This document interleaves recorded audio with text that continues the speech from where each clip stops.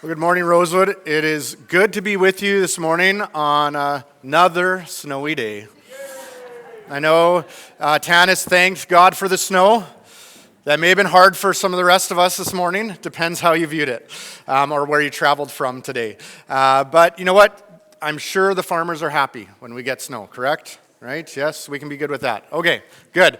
My name is Joel. I'm one of the pastors here at Rosewood, and I have the privilege today of walking through the next sermon in our series, A Journey to Easter. So 2 weeks ago, Pastor Joanna talked about Palm Sunday and talked about the journey to Jerusalem that Jesus took. Last week, we had our special guest, Dr. T.V. Thomas, that shared with us the journey to the garden and shared about what Jesus went through in that journey to the Garden of Gethsemane. And today, we are talking about Jesus' journey up to the cross, the moment when he gave up his life for us on our behalf. Now, before we pick up on that story, though, I want us to understand this whole idea of a journey, right? When we go on a journey, we often bring things with us. We make plans. We have a purpose and a direction that we're going. Maybe we'll use a map. We'll bring a compass. It depends on the journey we're going on. Now, if we were just going out for the afternoon on a journey, maybe what we would do to bring the things with us that we need, maybe we'd have one of those cool little fanny packs or shoulder bags that people wear. If we were going out for a whole day, we might have a bigger bag, maybe a handbag or a small backpack. But if we were going out on a week-long journey, maybe doing some hiking, some camping, something like that, we would probably need something a little bit bigger, right? A large hiking backpack where we can put all of the stuff we need for multiple days, food, water, sleeping bag, all that different stuff inside one backpack that we can carry. Now, this backpack was actually one that I bought back in 2010 when Carolyn and I decided to go on a backpacking trip to Europe. So what we did was we were young and we were naive, and we figured that the best way to travel Europe was to pack everything we could think of in a bag like this, carry it around from place to place as we were hopping on trains and planes and automobiles, and just carry this big honking thing with us wherever we went. We stayed in hostels. We went to little small restaurants as we were going about. And all through the airports, through the train stations, through different countries in Europe, we carried these beasts with us on our back. Now, we have since matured. And we have realized when we travel that rolling luggage was invented for a reason.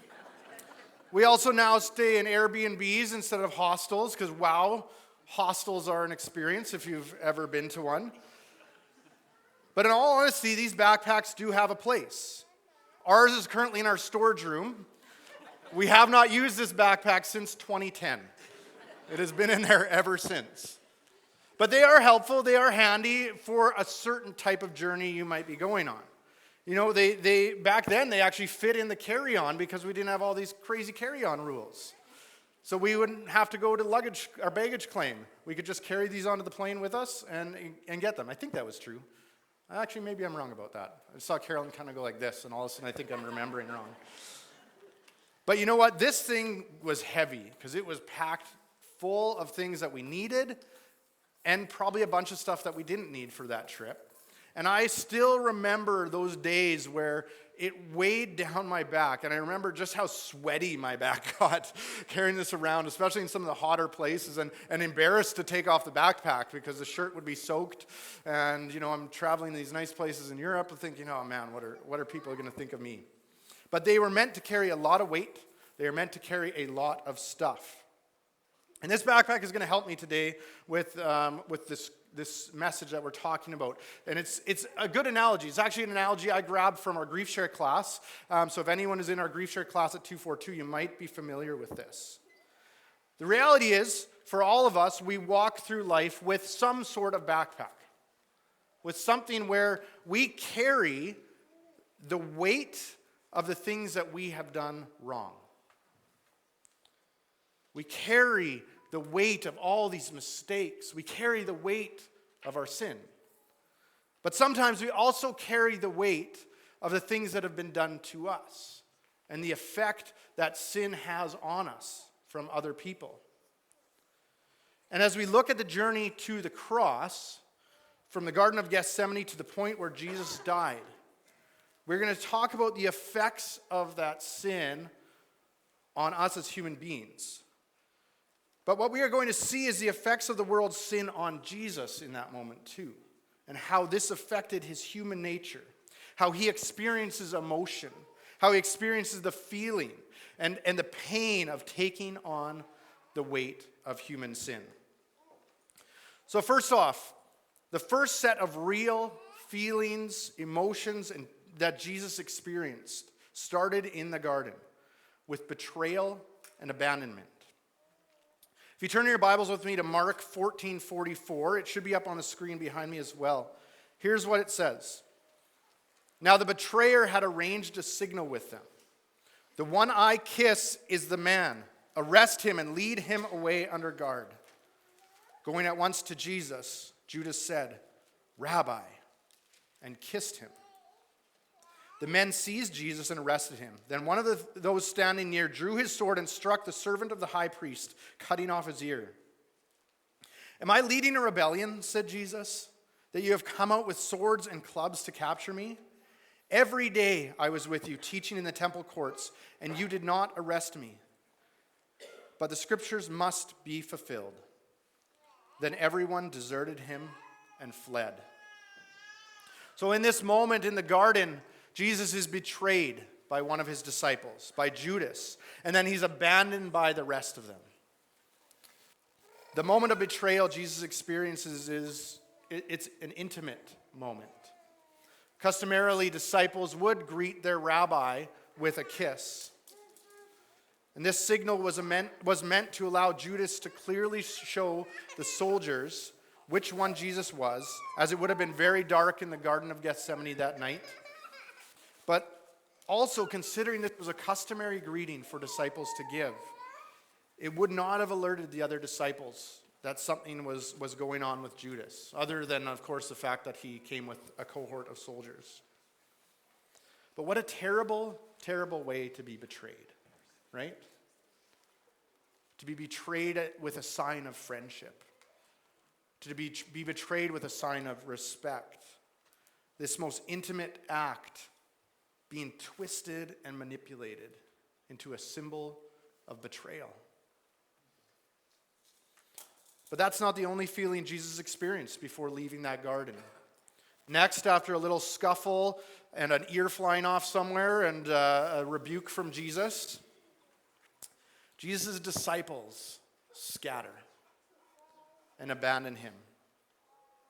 Now, even though Jesus was aware that this was going to happen, that this had to happen in order for Scripture to be fulfilled, can you imagine the weight of that moment on him? Of being utterly alone, surrounded by enemies, as he gets led away from the garden. Now, before we move on to the next experiences that Jesus had, a big part of this message is for us to relate to what Jesus was going through, to how he would have felt. So let me ask you this question. When have you felt the weight and the hurt of being betrayed? When have you felt the weight and the hurt yourself of being abandoned? When we feel that weight, when we feel the effects of what others have done to us, of betrayal and abandonment, do you know what we do? We start adding weight to the backpack.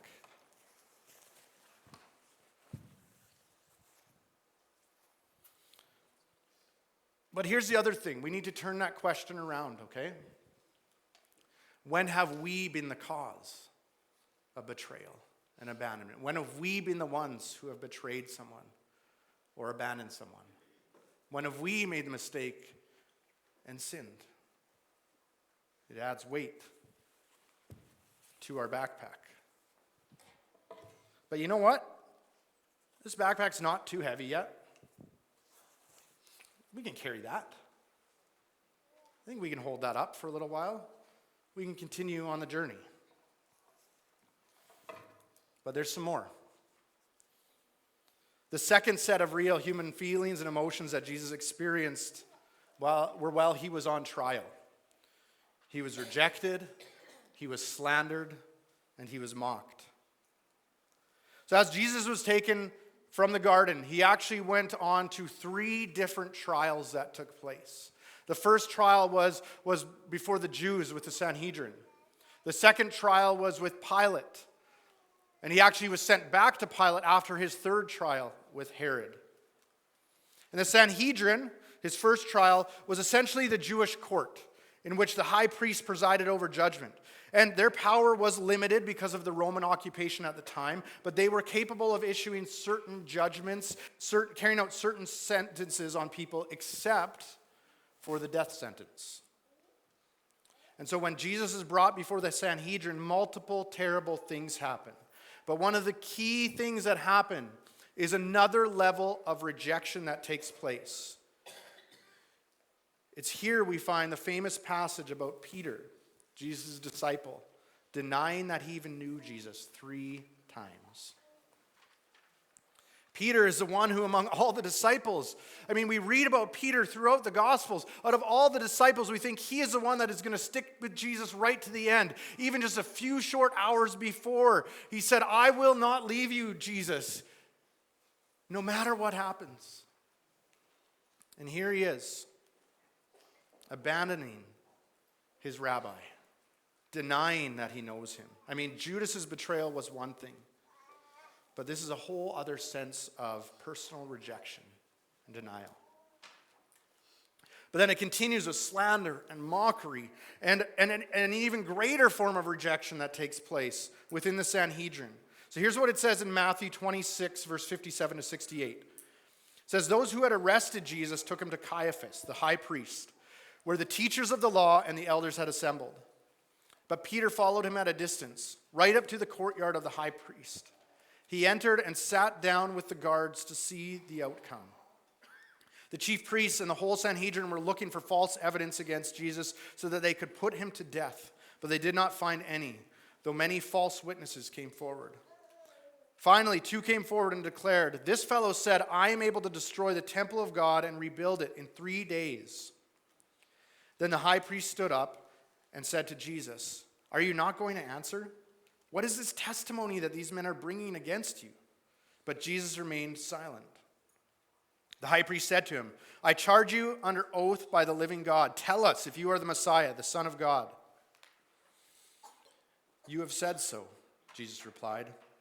'But I say to all of you, from now on you will see the Son of Man sitting at the right hand of the Mighty One and coming on the clouds of heaven.' Then the high priest tore his clothes and said, 'He has spoken blasphemy.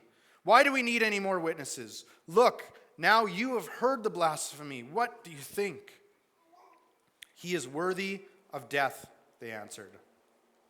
Then they spit in his face and struck him with their fists. Others slapped him and said, 'Prophesy to us, Messiah, who hit you?' See, the slander and the mockery here are obvious. They're clear. People lying about who Jesus is, lying about what he has done, making up stories and false testimony, and then mocking him. 'Prophesy to us, Messiah, who hit you?' Jesus is treated terribly. But there's also a form of rejection that happens here that we may not notice at first. It is here in this trial before the Sanhedrin where Jesus experiences a corporate rejection from his own people.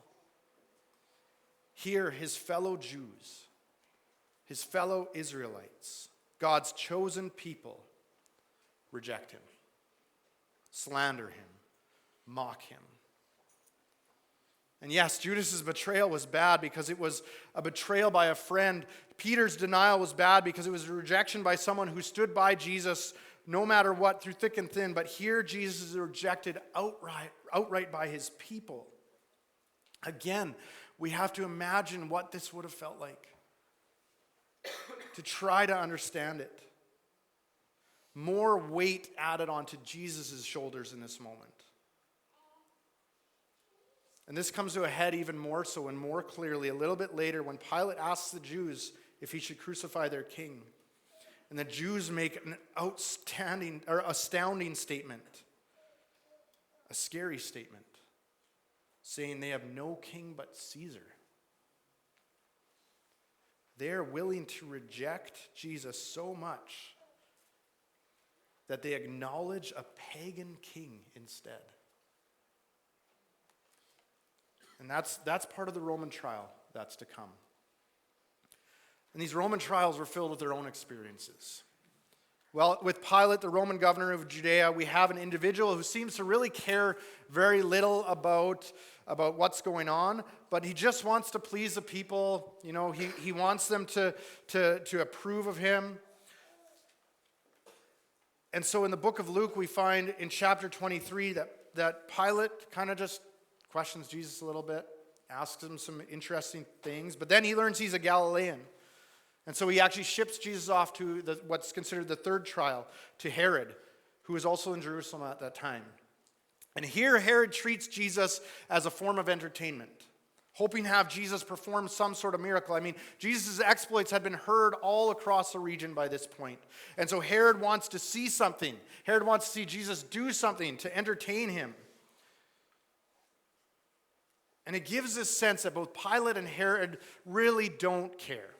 They don't care about this trial. They don't care about this person that's been brought to them by the Jews.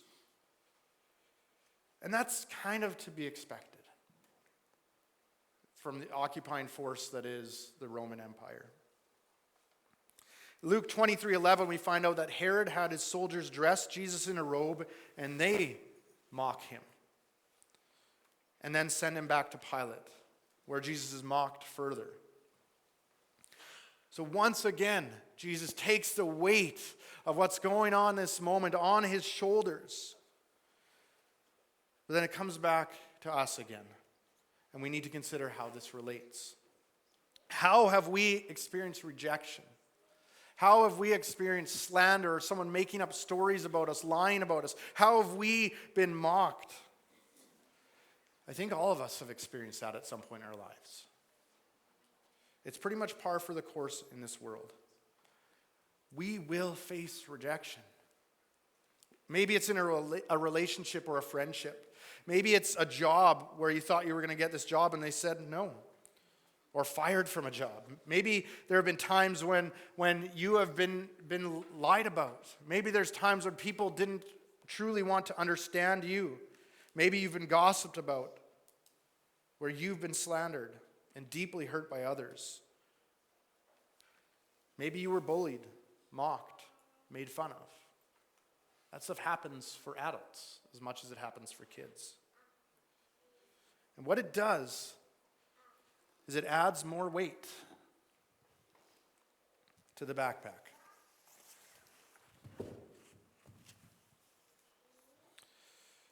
But again, we got to ask the opposite question. When have we been the ones that have rejected others? When have we been the ones that have slandered others? When have we been the ones that have made up stories about other people? When have we been the ones that have made fun of other people and hurt others for our own benefit? When have we had a laugh at someone else's expense? I think we've all been there. And it adds more weight to the backpack.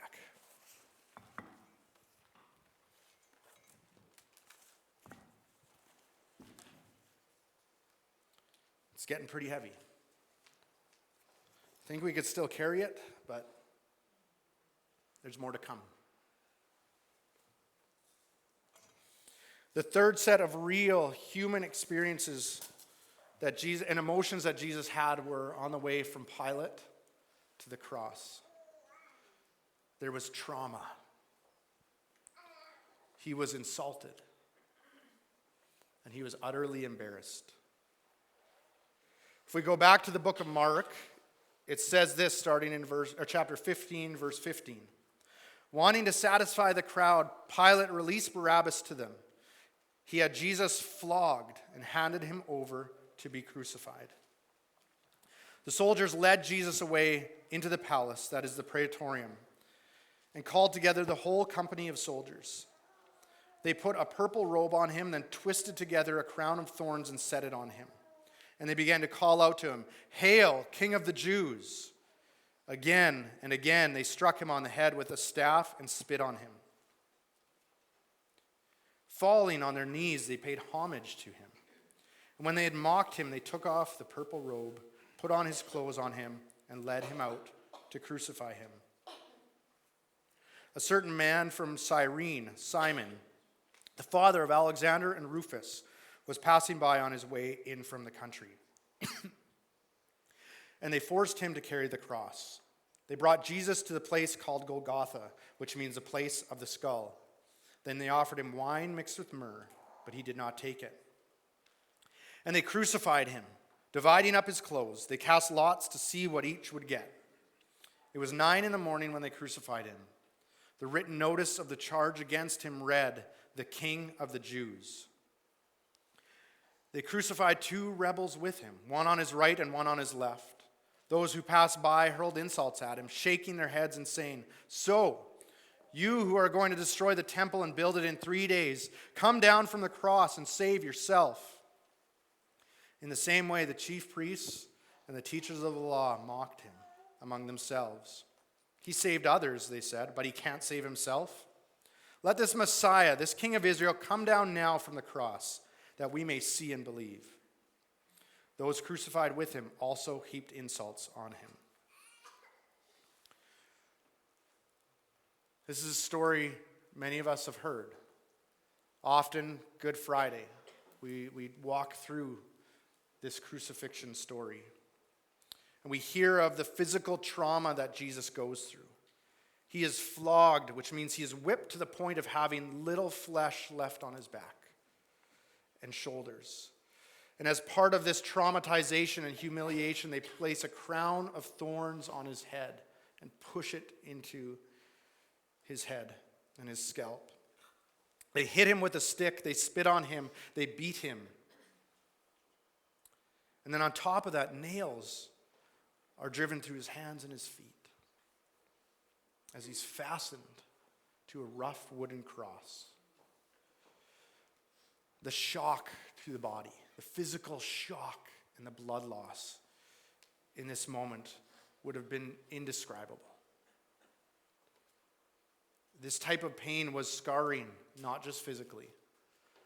This is scarring mentally, scarring emotionally, pure traumatization. But the mental and emotional scarring continued when Jesus is left naked as the soldiers divide up his clothes. He's put on public spectacle, bloodied, without anything to cover himself, to be laughed at and insulted, mocked by the Romans, mocked by the Jews, and even mocked by other criminals crucified next to him. Can you imagine a more terrible moment?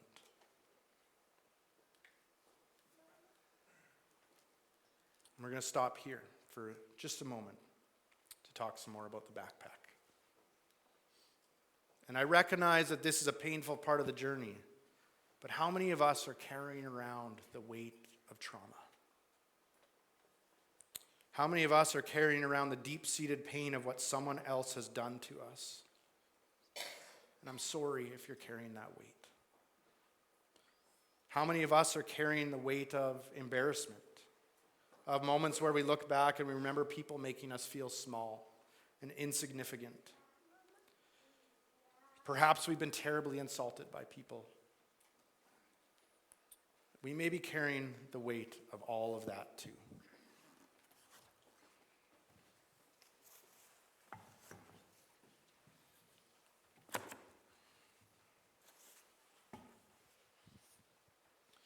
And again, we have to ask ourselves the other question.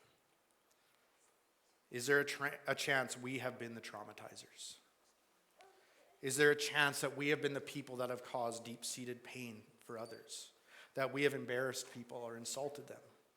If that is the case, which I have no doubt that we have all participated in some way at some point, it adds more weight to the backpack.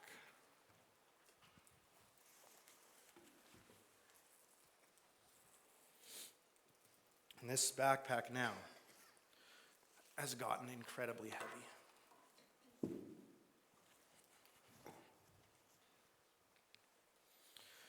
But there's one more thing that Jesus experienced before he died on that cross. And it was a burden that superseded all of the other burdens that he experienced that day. If we continue reading Mark 15, 33 to 39, it says, "At noon, darkness came over the whole land until 3 in the afternoon. And at 3 in the afternoon, Jesus cried out in a loud voice, 'Eloi, Eloi, lama sabachthani,' which means, my God, why have you forsaken me?" When some of those standing near heard this, they said, "Listen, he's calling to Elijah." Someone ran and filled a sponge with wine vinegar, put it on a staff, and offered it to Jesus to drink. "Now leave him alone. Let's see if Elijah comes to take him down," he said. With a loud cry, Jesus breathed his last. The curtain of the temple was torn in two from top to bottom. And when the centurion who stood there in front of Jesus saw how he died, he said, "Surely this man was the Son of God." This was the moment. We talked about rejection from friends, from a nation. But now we have Jesus forsaken by his Father. You may wonder how this can work. I mean, Jesus is God. But here in this moment, we are specifically talking about Jesus' human nature. He was, in this moment, he's taken on the full, entire weight of sin on behalf of all humanity. And it is his sinless nature that allowed him to be this spotless lamb that could be there in place of the rest of humanity. And here, the full weight of sin, of our sin, the full weight of rejection crushes him. Utterly forsaken, utterly abandoned, completely alone. And it is here at this moment of death that something important happens on the journey to the cross. See, this journey was all about a transaction. Last week, TV Thomas talked about this cup, a cup that Jesus referred to in the garden as he prayed to his Father. He prayed, "Father, if you are willing, take this cup from me. Yet not my will, but yours be done." This cup, this vessel contained everything that was about to be poured out onto Jesus. Friends, do you know who this cup was meant for? This vessel was meant for us. This was a penalty for sin. This wrath, this torment, this pain, this separation from God were the punishments that every sinner was supposed to bear. This was the vessel that was ours to bear. This was the weighed down backpack that we were meant to carry, that we were meant to suffer under.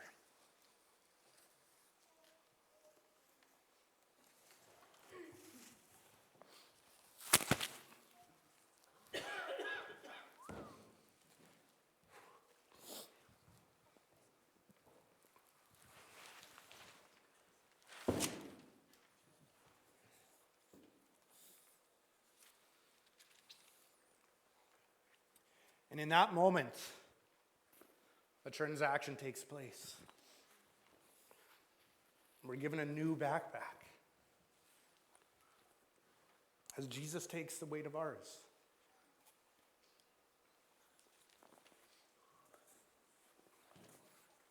And in this new backpack, there's not the weight of sin in it anymore. Jesus gives us something in place of it. This backpack is filled with his righteousness.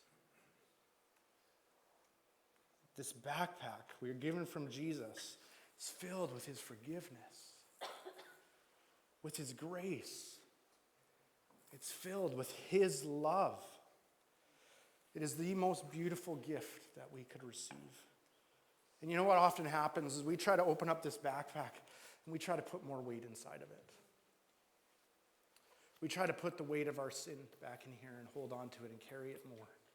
But Jesus says, no, you don't need to carry that anymore. You are free from that. And because of what Jesus gives us in return, because of his righteousness that he gives us, God no longer sees us as sinners, deserving of wrath, but as his righteous children, holy and pleasing to him. Isn't that beautiful? Which backpack would you rather carry?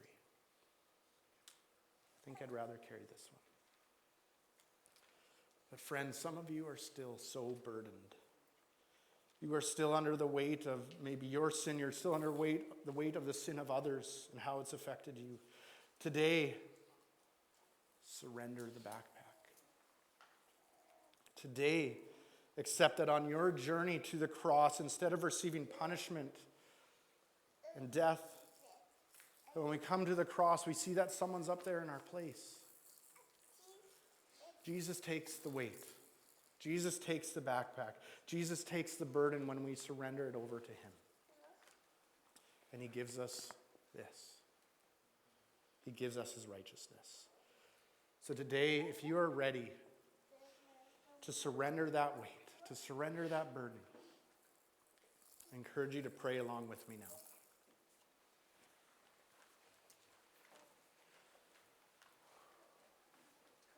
Jesus, there's no words to describe what you have done for us on the cross. There's no words to describe what you went through on that cross.